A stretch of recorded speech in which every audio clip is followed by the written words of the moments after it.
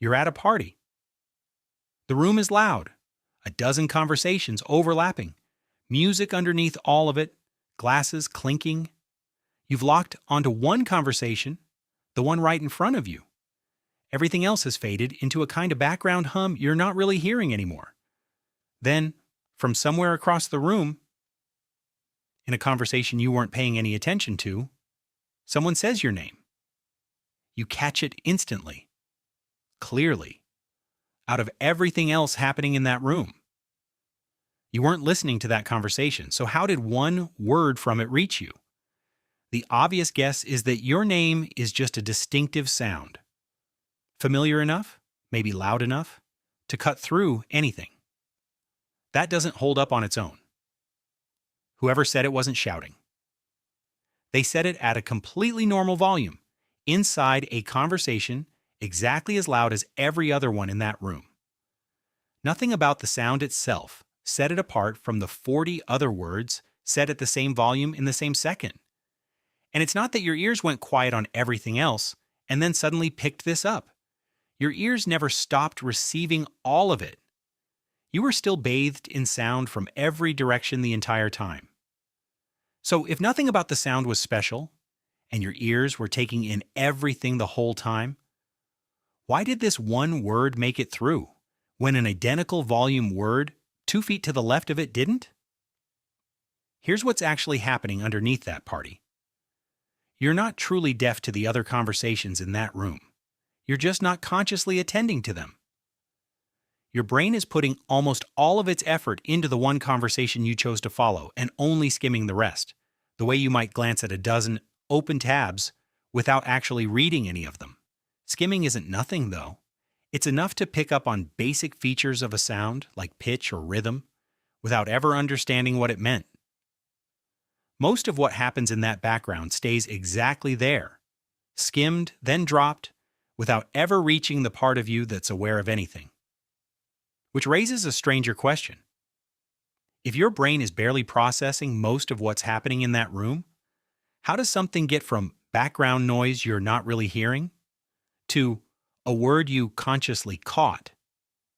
There's a difference between 4 things your brain can do with a sound: pick it up at all, process a few basic features of it, recognize that it means something, and become consciously aware of it happening.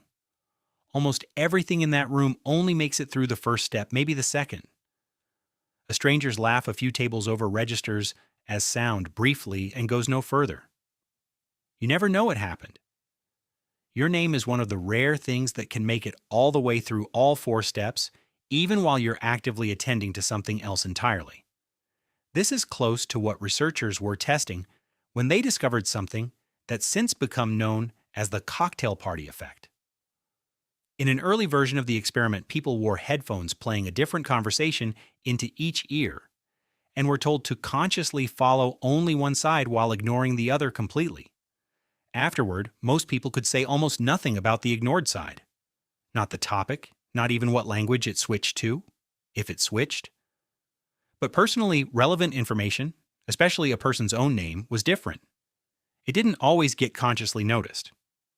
But it showed up again and again as one of the few things capable of breaking into awareness from a channel people were otherwise successfully tuning out. So why does information about you specifically get treated differently than everything else in that room? The honest answer is that we don't have a complete map of exactly how. But the pattern researchers keep finding is that information tied to your own identity seems to get a kind of standing priority most incoming sound doesn't. It's less like your brain keeping a list of important words, and more like certain categories of meaning, your name chief among them, being pre-flagged as worth interrupting you for, long before you consciously decide anything.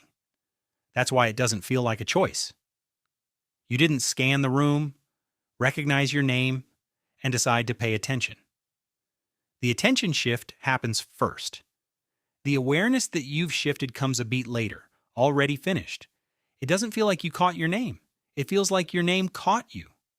So the next time this happens, your name surfacing out of a room, you were certain you tuned out completely. That's not proof you were secretly listening to every conversation in it. It's proof that tuning something out was never as complete as it felt. Somewhere below the level you're aware of, sound you thought you'd fully blocked was still being lightly processed, still being checked against a short list of things that matter enough to override you. You didn't fail to ignore that room.